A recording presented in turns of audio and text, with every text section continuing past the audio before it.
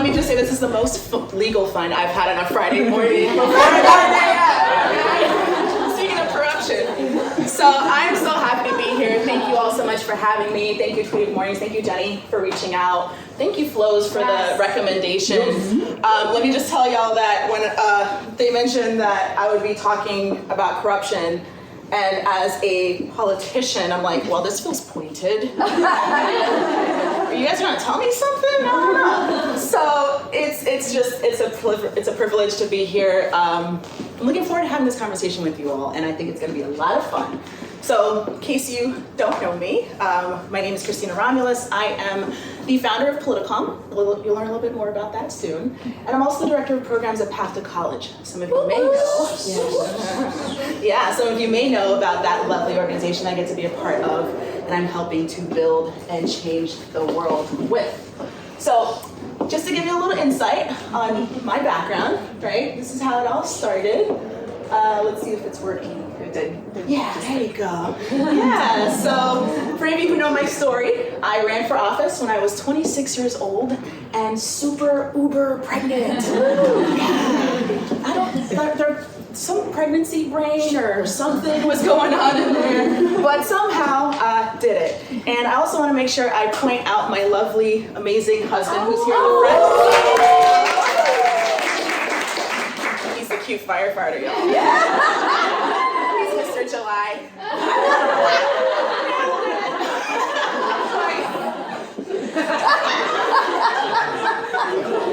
He's so blushing right now, y'all. I'll leave him alone. But he's been my rock, he's had my back, and all of this wouldn't be possible without him being my support system. So when I ran for office, just had amazing people having my back and just supporting this effort and this work and this vision of making my community better. So I'll give you a little more insight into Christina Romelus. Do solemnly swear or affirm. Do solemnly swear or affirm that I will support, protect, and defend. That I will support, protect, and defend. The Constitution and government of the United States. The Constitution and government of the United States. The Constitution and government of the United States. So what you all witnessed there was the attempt and failure of trying to control a 2-year-old and a 5-year-old while being sworn into office as the vice mayor of the city of Boynton Beach. This was just part of the fun and also chaos of my life over the 6 years that I was in office, having 2 kids under the age of 5 while being elected, while trying to run a major city. But throughout that time, we made major strides. The city of Boynton Beach became a city that people respected and revered. We brought in over $500 million of development to develop the city, to build a new downtown, to build new fire stations, to build a new police station, to really elevate the look of what this city was. And I'm proud to have been a part of that legacy. So this is us cutting the ribbon on our brand new city hall. So if you haven't been to downtown Boynton lately, please come visit, okay, and see what we've done and what I get to be a part of. And last but not least, let's see how it ended.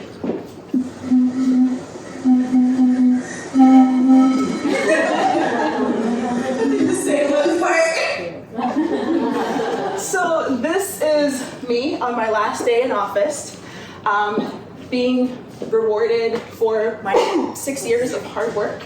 And what I did was I rewarded my family with a month-long trip to Costa Rica for us to finally just spend some time together and decompress the work that had taken place over those 6 years. For 6 years, I missed out on being a mom, on seeing my kids grow up, on taking that time to really enjoy my husband, enjoy my family. It was a sacrifice to be in office. I gave up so much.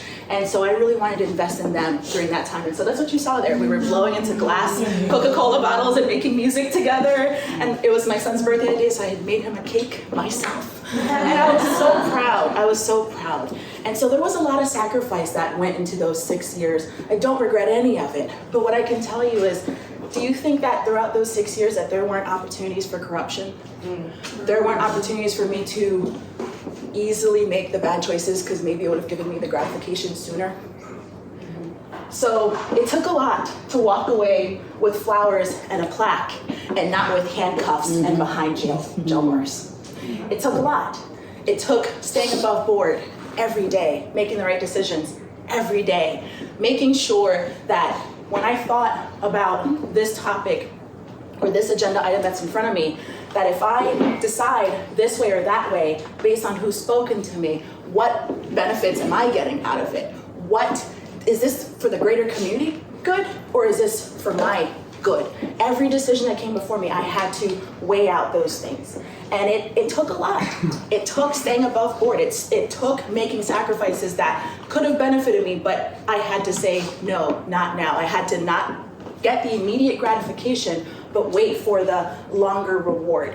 So being in office is a sacrifice. For anybody who tells you otherwise, you make less money while in office because you're not allowed to get anything out of, if you're doing it right. Okay, let's just say right. If you're doing it right, public service is a sacrifice. You're not supposed to be gaining anything from it. Rather, your community is. The people who've elected you should be.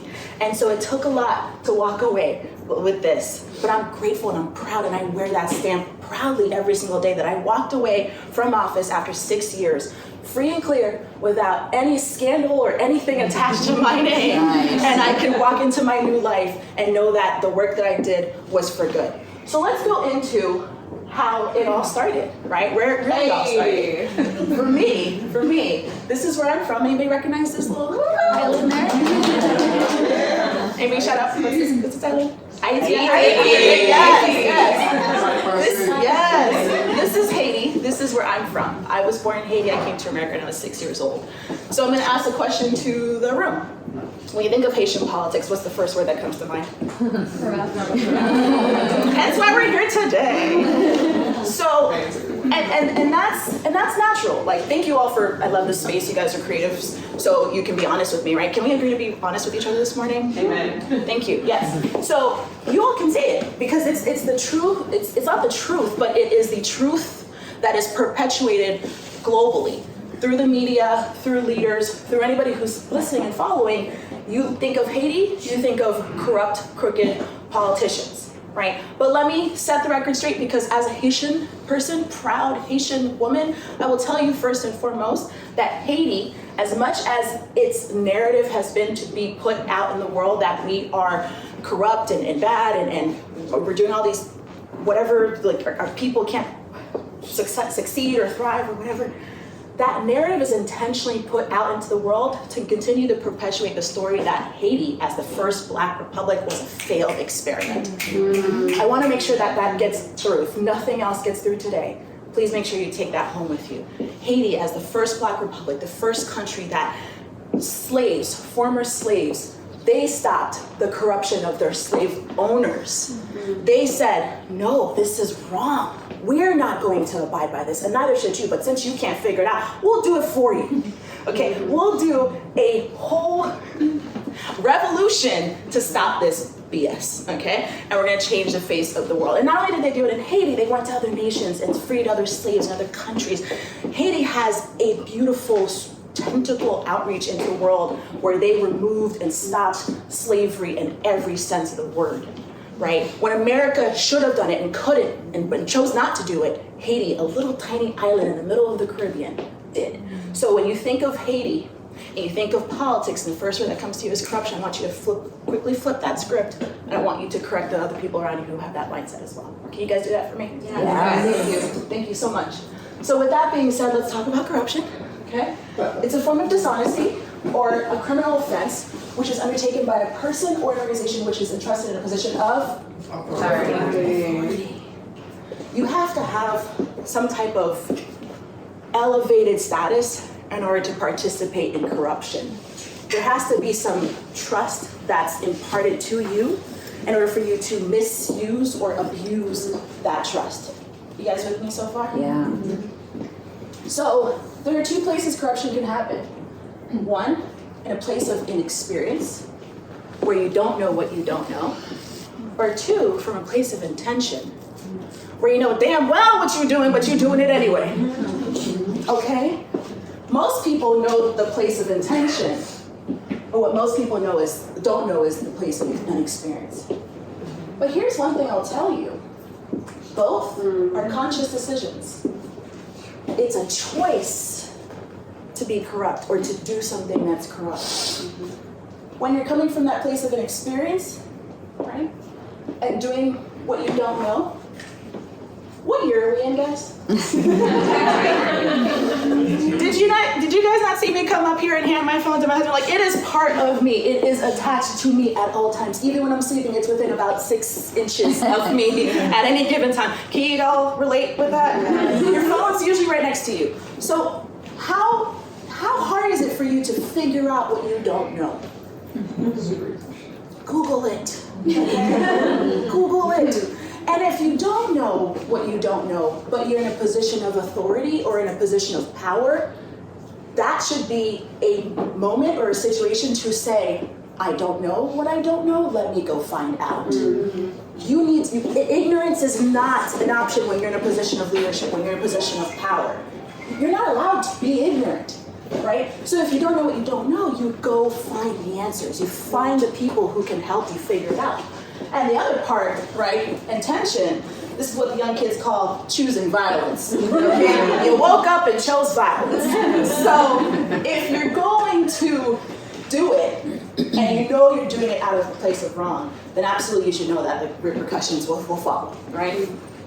So corruption in either way, whether you consciously know what you're doing or whether you unconsciously don't know what you're doing, it is a choice. It's a choice to be ignorant. It's also a choice to choose violence, okay? So I want you guys to understand though, with choices, it's all about the person. Choices matter in terms of who you are and where you're coming from. If you're a hurt person, if you're coming from a place where you haven't done the work to heal yourself, to right the wrongs of your past, to fix the trauma that maybe you endured as a child or from your parents or from your upbringing. If you're coming from those places as a hurt person, your first tendency is to hurt other people back because you're hurting. So it's easier for me to say, I don't like you. I do like you. It's easier for me to say, I don't like you because you don't like yourself. Remember, whenever you're pointing a finger that way, you have 3 pointing back at you. So if you don't like somebody for whatever reason, it's probably because you're seeing something in them that you don't like about you. You're hurt, you're translating that, you're mirroring that into other people, right? But at the same time, reverse that. If you're a healed person, if you're somebody who's worked on yourself, who's done the work, who's done therapy, who's done yoga, who's done Right to Heal, who's done the work that it takes to heal yourself and make yourself a better person, that healing energy, you bring it into every room that you walk into. You're healing people just by talking to them, just by smiling at them. You start the day like today. This room, this energy that Jenny was talking about, it's tangible, it's palpable. I can feel it. That's why I said this is fun. I'm not a morning person, but I love this. I'm so happy. My husband can tell you. I don't know.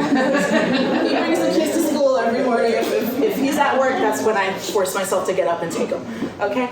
But that healing energy is so vital.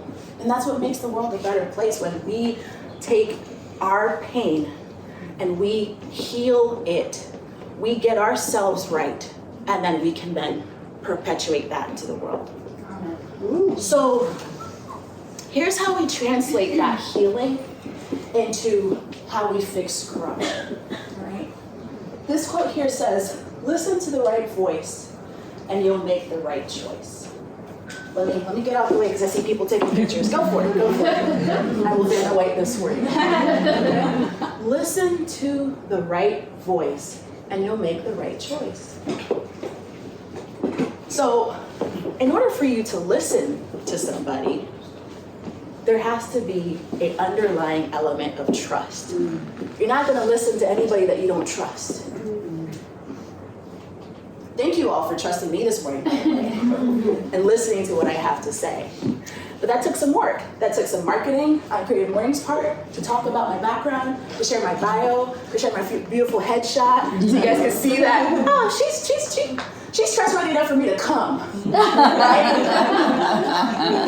And now I've set the stage up where I'm trustworthy enough for you to listen. So thank you for that. And realize that that also has to be your role in wherever you are. You have to instill trust in people so that they take what you do. A lot of you, how many of you are in the marketing space? So do you understand that your role, your clients hire you because they trust your expertise. They trust that you will help them get their business or their product or their thing out into the ethers of the internet and of the world. And so they put their money in your hands and they say, I trust you to do this for me. Right, sweet boo? Yeah. Right? So it's a big thing to trust somebody. Now couple that together when you listen to somebody and you trust somebody. Give me some words of people that fall into that space, or just words that describe a person that you would both listen to and trust. Who are people that, like, what are words that fall into that category? Authentic. Friends. Honest, sorry. Rabbi. Ooh, I like that. Leader. Priest. Teacher. Therapist. Intuition. Did I cover something? See, Sensei. I read the room. So yes, friend, leader, advisor, confidant, counselor, therapist. I heard the therapist. I like that. Where's Diana? Diana, you're awesome. Thank you for the work that you do. Consultant, teacher, sensei guy, right? I think I got them all. But am I missing anything? Ourselves? Politician. I heard it earlier. Informed. Intuition, parents, Somebody just said it. Say it louder. Authority. intuition, Mentor. There we go. Mentor. Yeah. A mentor is somebody who is an experienced and trusted advisor. A mentor, the word, is both a noun and a verb. You can't just say mentor, you have to be mentor, right? A verb is to be, yeah?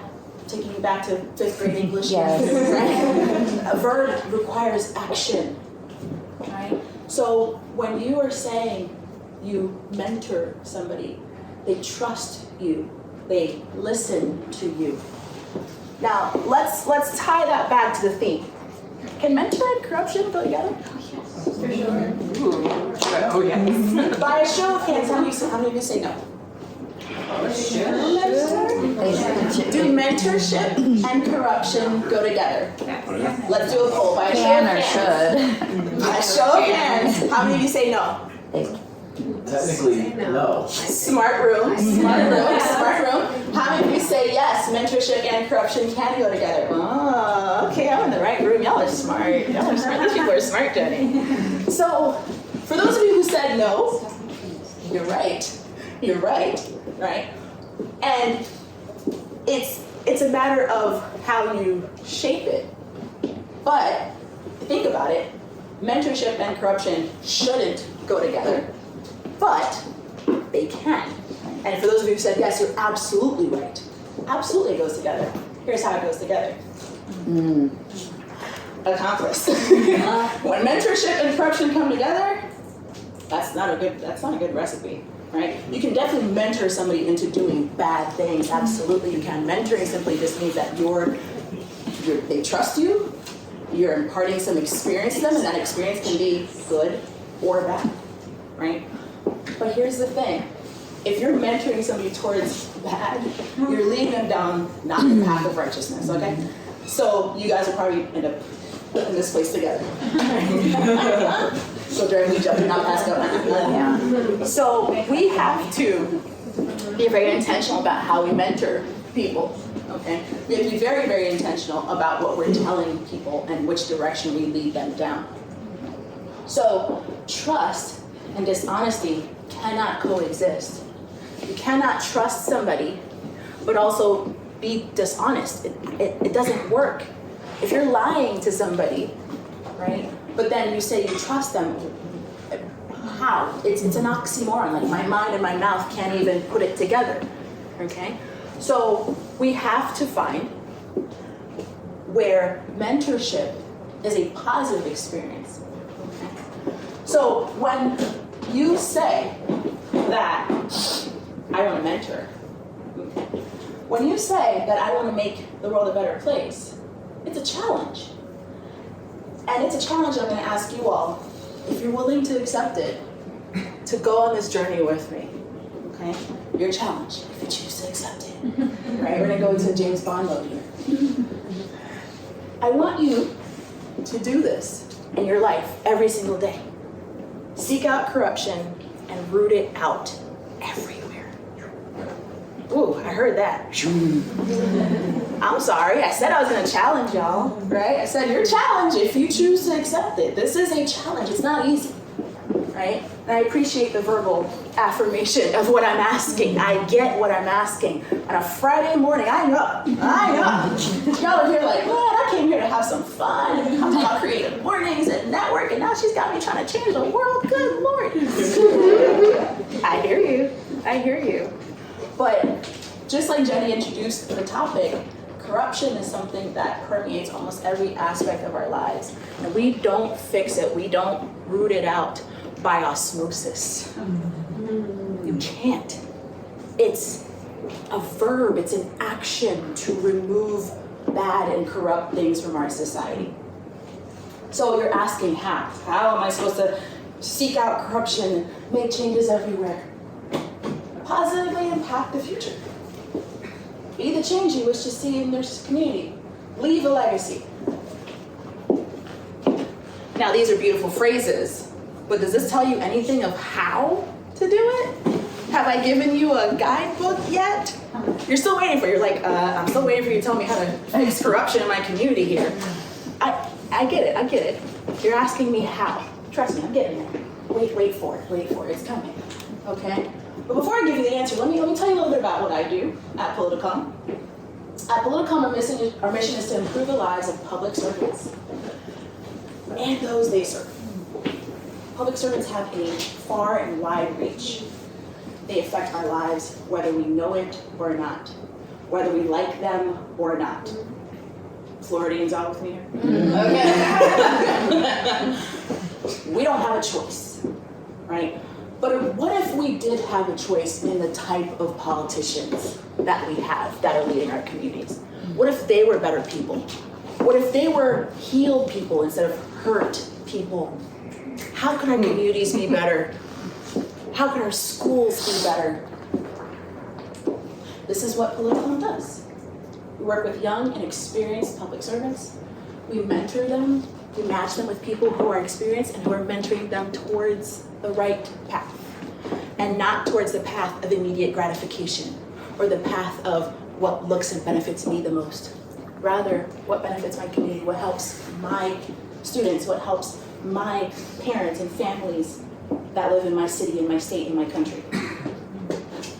So we help them to operate their best. And this is why mental health is so important, because in leadership, in leaders, they have to be in the right space up here so they can make the right decisions that affect us out here. And my other work that I do, I stay busy, y'all. My other work that I do is I'm the director of programs at Path to College. And Path to College is a mission project for me because it mirrors so much of the work that I do and that I'm building in Politicom. So with Path to College, our mission is to expand minds and ignite potential. We work with young and experienced students. And those students are our future leaders. So y'all see what I'm doing? I'm building a pipeline here. I'm getting them young so that I can build them up and make sure that when I'm in my 50s and 60s and everything, they're not destroying the world. Put a lot of faith in these kids. And so we mentor them and we guide them so that they're able to bring the best of themselves into the world and remove themselves out of the cycle of poverty, which very quickly can lead to poor decision making because you're looking for a way out. You don't have to be searching for just the bare minimum. You're in a place where you can do really good in the world. So, have you guys figured out the how yet? Have any of these words stuck out at you yet? If I haven't made it obvious before, I'm gonna make it obvious now. Become a mentor. That's how you root out corruption. That's how you make the world a better place. That's how you positively impact the future. That's how you be the change you want to see in your community, and that's how you leave a legacy. A legacy that outlives you, a legacy that no one can erase or change. When you've built up a person, nothing can tear that down. And that teaching and that imparting of wisdom and knowledge, it perpetuates through them to the next generation, to others, to their children, to their children's children. Do you see what you're doing when you start a pattern of mentoring and investing into somebody? If you invest in them, if you mentor them, we improve our outcomes as a society, and we root out corruption for good.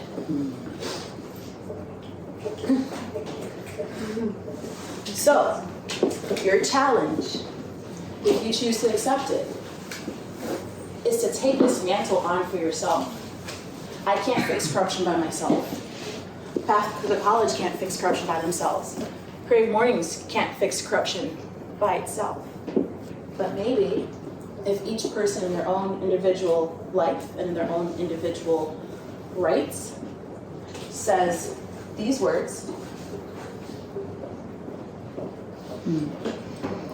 maybe we can. Can you all say this with me? If they listen to my voice, they will make the right choice. Your voice has power beyond measure. So many of you are in the world of marketing and creation. So you already know how powerful your voice is, how powerful your art is, how powerful your work is. You already know. Now translate that into a person. Hone that into a person and see how large of a legacy you can leave that outlives you for years to come. And the world will be better for it.